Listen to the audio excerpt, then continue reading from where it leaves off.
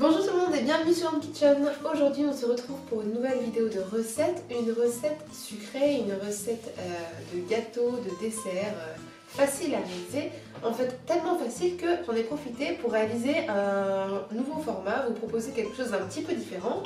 Je vais commencer à faire de temps en temps, tous les mois ou tous les 3 semaines, des vidéos do it with me, c'est-à-dire faites-le avec moi, avec des amis, des potes ou des gens de ma famille, etc. Ou même de mon voisinage, pourquoi pas, pour faire la cuisine avec moi, les inviter dans ma cuisine et réaliser une recette vegan ensemble. Je trouve que c'est un super moyen de faire entrer un peu les gens dans le monde de la cuisine vegan, de pourquoi pas leur donner envie en douceur d'essayer quelques trucs. Et surtout vous pouvez à vous abonner qu'il s'agit vraiment de recettes faciles et abordables pour tout le monde, aussi bien au niveau du prix qu'au niveau de la méthode. Une fois d'ailleurs en commentaire, il y a une abonnée qui m'a écrit ce que j'aime bien dans tes vidéos, c'est que tes appareils sont jamais super performants. Et j'ai trouvé ça super marrant parce que c'est vrai, j'ai pas de robots qui sont vraiment chers, j'ai pas de robot pétrisseur, j'ai pas de machine à pain, j'ai même pas de mixeur, j'ai un blender qui fait à servir des smoothies acheté 12 ou 13 € et un mixeur plongeant, mais c'est vrai que j'ai pas beaucoup de matériel finalement.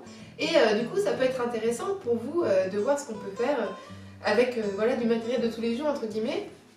Aujourd'hui, en termes de matériel, vous aurez juste simplement besoin d'un carré à pâtisserie ou d'un plat qui va au four, ou d'une plaque allant au four également pour pouvoir faire notre plaque de génoise. Donc c'est parti pour notre invitée du jour, j'ai nommé Clara. Ma copine Clara. Bonjour tout le monde. Donc avec Clara, on se connaît depuis quelques mois maintenant. On s'est rencontrés pendant la période du confinement, je crois, c'est ça? Non, c'était avant. C'était avant? C'était avant le confinement, moi j'étais partie. C'était juste un petit peu avant le confinement et c'est une presque voisine et une amie maintenant. Et je crois que c'est quand... Est-ce que tu avais déjà rencontré une personne qui était végétalienne dans ton entourage? Jamais. Végétarien, ouais, mais végétalien, non, jamais. Attends, quand pas, commence pas. Si tu devais avoir un avis, tu dirais que tu serais plutôt dans l'appréhension ou tu dirais que tu trouves ça cool ou que tu comprends? La première fois, j'ai eu un petit peu peur. Par rapport à quoi? Le fait des aliments, savoir ce que j'allais manger, les goûts différents que ça allait avoir de mon quotidien. De découvrir des choses un peu différentes. Voilà, c'est ça. Et puis en fait, non, à chaque fois, je prends 15 kilos. Ok. Bah, en tout cas, aujourd'hui, ça ne va pas s'arranger puisqu'on va faire un napolitain. Ouais.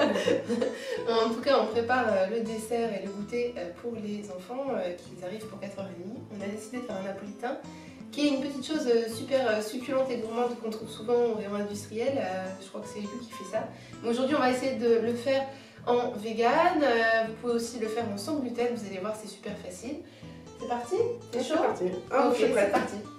Pour les ingrédients, rien de vraiment super compliqué. On aura besoin de farine, de lait végétal. Ici, j'ai pris du lait d'amande, mais avec du lait de noisette, ça peut être très bon. Un peu de sucre de canne, donc on évite de prendre des sucres qui sont raffinés. Si vous voulez, je pourrais vous mettre quelques liens en description sur les sucres qui ne sont pas véganes. On aura besoin également de poudre d'amande. C'est un petit sachet pareil que j'ai pris à Intermarché. Un peu de fécule de maïs pour faire tenir.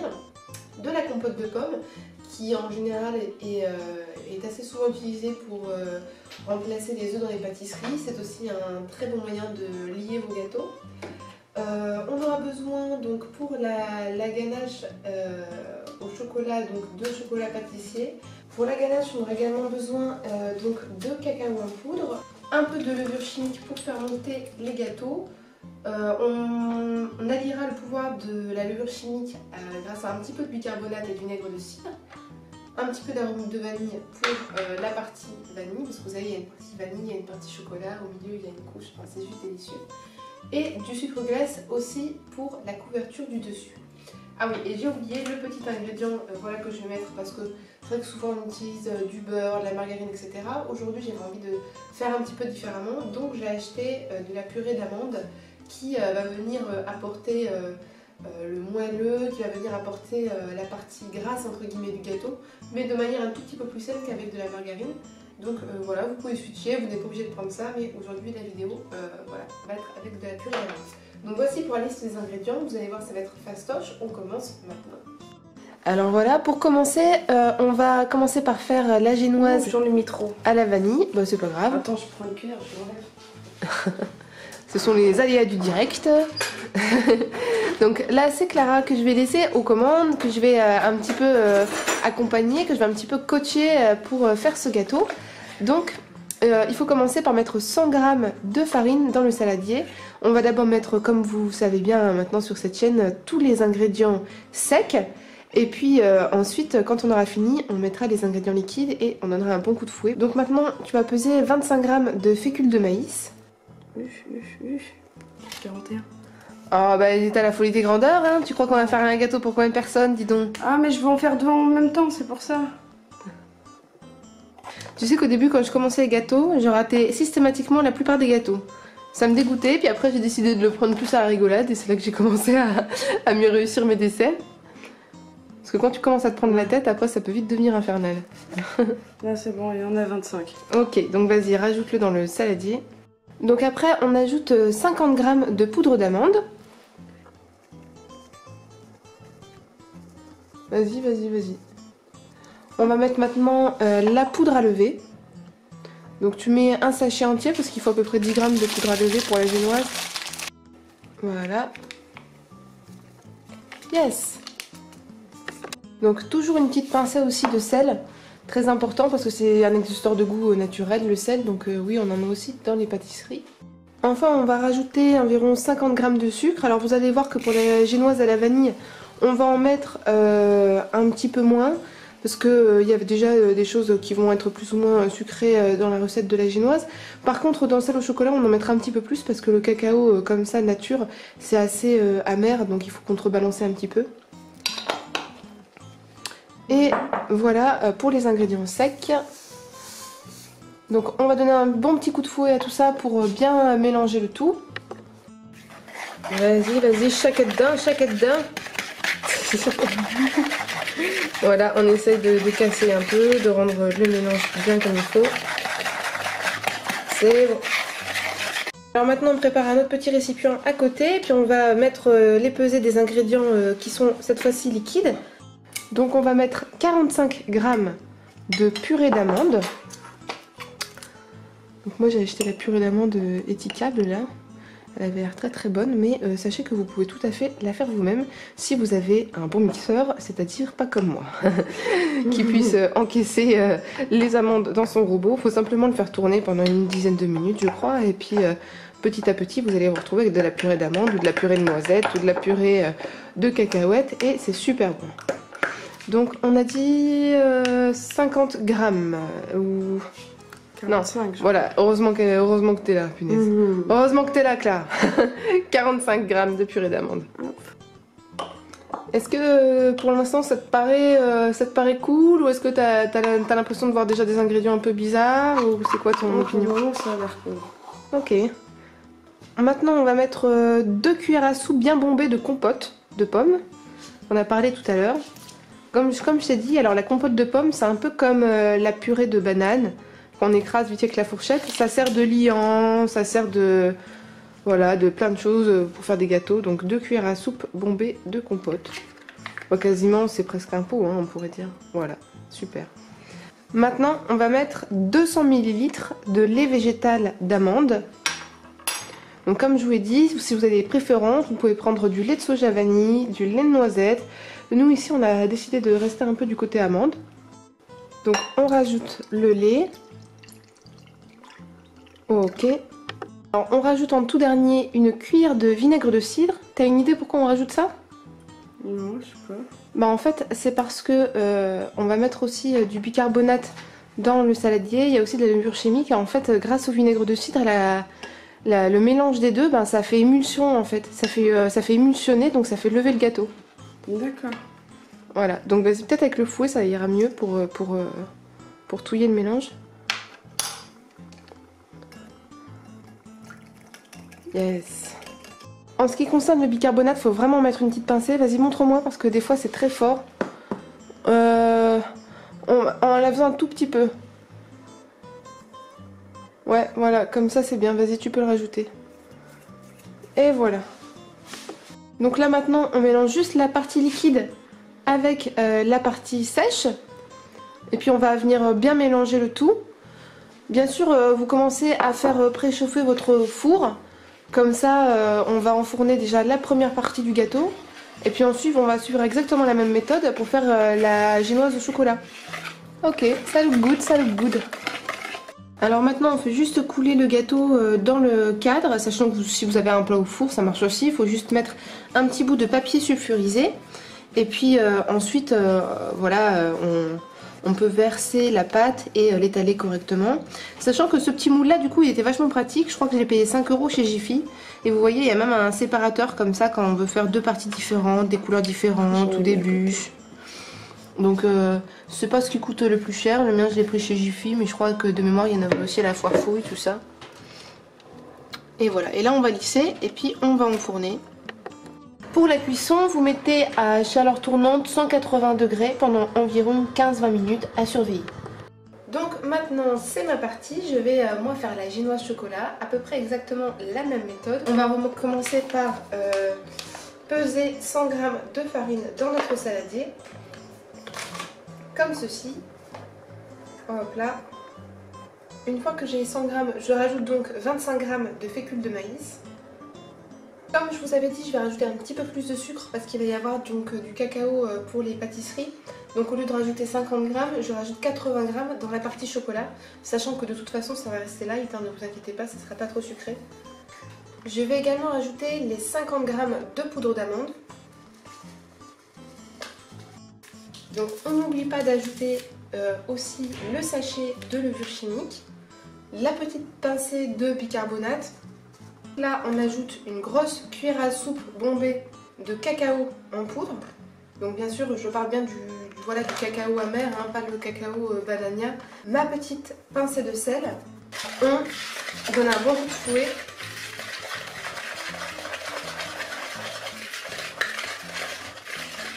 On a notre mix donc pour notre génoise au chocolat. Maintenant on va faire du coup la partie liquide, vous avez compris un peu maintenant comment ça marche. Je vais mettre donc 2 cuillères à soupe bombées de compote de pommes. Donc autant vous dire que ça équivaut quasiment à la compote entière, hein, voilà. On va venir mettre 215 ml de lait d'amande. 45 g de purée d'amande comme tout à l'heure. Ça je vous conseille vraiment pour les gâteaux. C'est super bon, c'est vraiment délicieux. Puis du coup vous avez la satisfaction d'utiliser une matière grasse qui est pour ainsi dire vraiment bonne pour vous, quoi. Ça devient presque un gâteau healthy. On n'oublie pas la petite... Home kitchen. The best on nothing. Je suis au bout de ma vie. On n'oublie pas la petite cuillère à café de vinaigre de cidre pour faire agir le bicarbonate. Et là, pareil, on vient donner un petit coup de fouet. Comme ça, ça va vraiment bien se mélanger, ça va être facile. Et on fait le mélange des deux. Donc on peut venir voilà, mélanger en même temps. Pour une fois que je tiens pas la caméra d'une main, ça fait du bien. Et voilà, on a notre génoise au chocolat. Donc il va bientôt être le temps d'enlever notre génoise, notre première génoise à la vanille du four. Voici maintenant voilà à quoi ça ressemble. C'est super bon, on a envie de lécher la cuillère même si c'est pas le top avec ce qui se passe en ce moment. On va faire la même chose, donc moi comme j'ai pas de carré à pâtisserie, je vais simplement retirer la première génoise du four, enlever le carré et puis refaire la même technique. Donc là c'est pareil, on a sorti notre génoise vanille du four. On va mettre maintenant la génoise chocolat, sachant que j'ai serré un petit peu le moule pour que ce soit un peu plus petit. Pourquoi? Parce que l'intérieur du napolitain qui est en chocolat, il a toujours une épaisseur un petit peu plus grosse. Donc la génoise à la vanille va être plus ou moins fine et il faut que la génoise au chocolat fasse à peu près le double. Toujours pareil, un quart d'heure, 20 minutes à 180 degrés. C'est parti. Concernant la génoise, du coup à la vanille, ça donne ça. Sachez qu'il faut vraiment bien laisser refroidir pour pouvoir démouler, et que si vous prenez à la place de la purée d'amande complète de la purée d'amande classique, vous obtiendrez une couleur beaucoup plus claire. Voilà, nous on a pris de la purée d'amande complète, donc forcément c'est couleur amande, mais vous pouvez tout à fait opter pour un autre choix, soit voilà, du beurre végétal ou soit une purée d'amande classique où les amandes ont déjà été émondées et du coup vous n'aurez pas cette couleur ambrée. Nous voilà, ça va pas nous déranger plus que ça, le goût n'est pas forcément impacté, on trouve que ça marche. Donc vous laissez bien refroidir pour pouvoir ensuite enlever le papier sulfure super délicatement, et on se retrouve pour la suite. Alors maintenant on passe à la réalisation de la ganache au chocolat. Donc on a préparé ici du sirop d'agave, un tout petit peu, c'est pas forcément obligatoire, et 85 g de crème de soja. Et donc là on est occupé à faire fondre le chocolat tout doucement sur feu doux pour préparer la sauce qui va, vous savez, au milieu de chaque génoise. Donc ça prend pas spécialement beaucoup de temps, ça fond assez vite. L'important c'est de le faire tout doucement et ensuite voilà, de rajouter la crème petit à petit une fois que c'est bien fondu. Maintenant on y va donc avec le fouet pour bien faire briller le chocolat. On mélange bien la sauce et on va venir aussi rajouter un peu de sirop d'agave.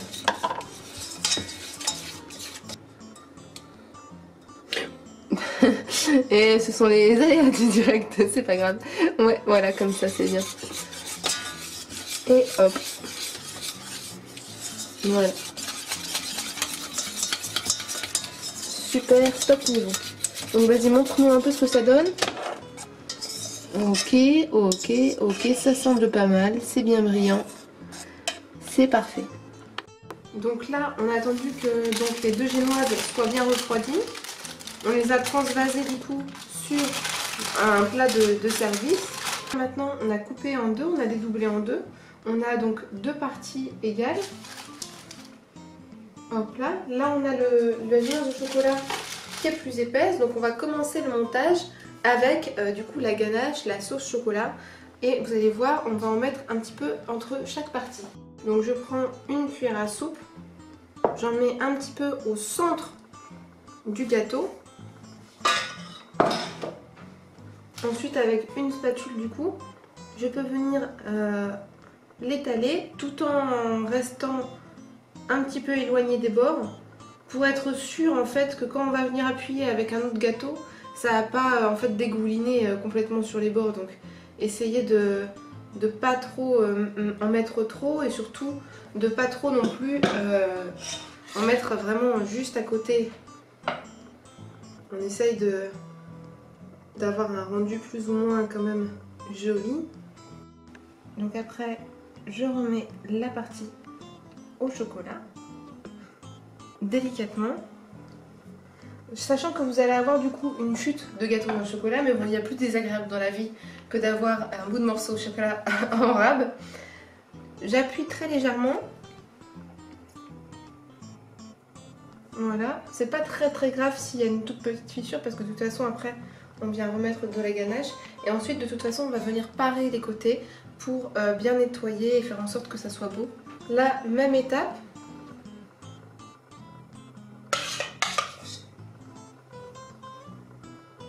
Hop. Je mets un peu de ganache et je vais venir l'étaler en faisant en sorte, voilà, de ne pas faire trop couler sur les bords. Parce que déjà dans 1 ou 2 minutes, vous allez voir, voilà, le chocolat va se répandre grâce au poids des gâteaux.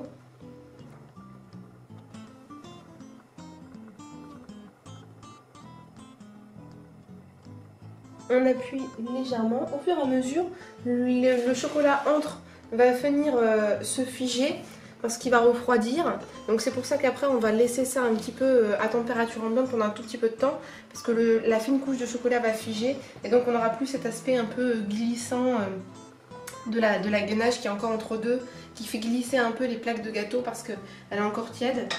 Alors pendant que vous êtes en train de goulûment manger votre part de gâteau au chocolat qu'il vous reste, vous pouvez aussi préparer votre fondant, c'est-à-dire l'espèce de partie blanche qui est au-dessus du gâteau qu'on adore, qui est en fait du sucre glace mixé avec un tout petit peu de liquide, donc c'est-à-dire à peu près une cuillère à soupe de lait vanille, voilà. Vous pouvez en rajouter un petit peu si c'est trop sec.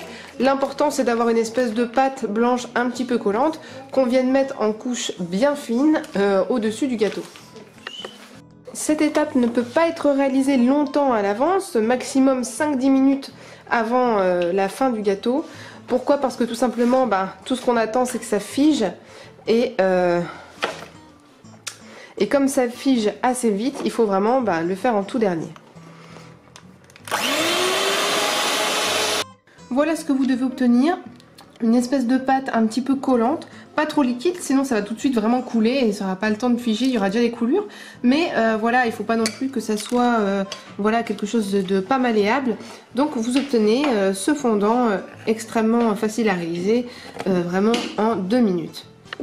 Alors une fois que votre chocolat a figé, ou en tout cas qu'il ne va plus couler, vous pouvez parer comme nous les côtés. Je prends un couteau qui tranche. Vous pouvez venir égaliser les côtés pour le rendre un peu plus beau.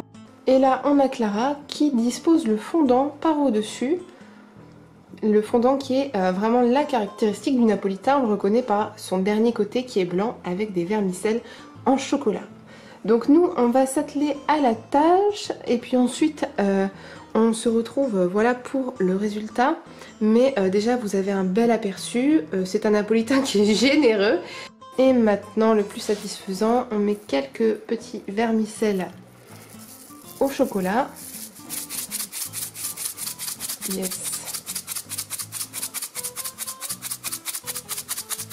Et ça vient terminer le look du gâteau.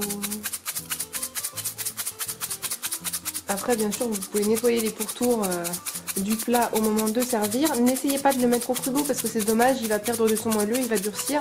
Je vous conseille de le laisser à température ambiante, ça craint pas, voilà. Et de le déguster avec plein d'amis. Et voilà, la vidéo est finie, j'espère que ça vous a plu. Qu'est-ce que tu as pensé du gâteau et tout ça en dégustant et tout? J'ai trouvé bien bon, j'avais peur du vinaigre, mais au final ça a donné un très bon résultat. Toi, t'as aimé le gâteau? Ok, alors si ce format vous a plu, laissez-moi vos impressions dans la barre des commentaires. On essaiera du coup de refaire d'autres sessions avec d'autres recettes. En attendant, j'espère que vous allez essayer cette recette de napolitain. Si on avait peut-être une seule chose qu'on ferait légèrement différemment, ce serait l'épaisseur des gâteaux que vous pouvez doser pour faire un petit peu plus mince, parce que c'est toujours un peu plus agréable quand c'est bien fin. Et sinon, voilà, le goût y était et on s'est bien amusé, on a bien rigolé. J'espère que vous aussi. Merci, à bientôt. Salut!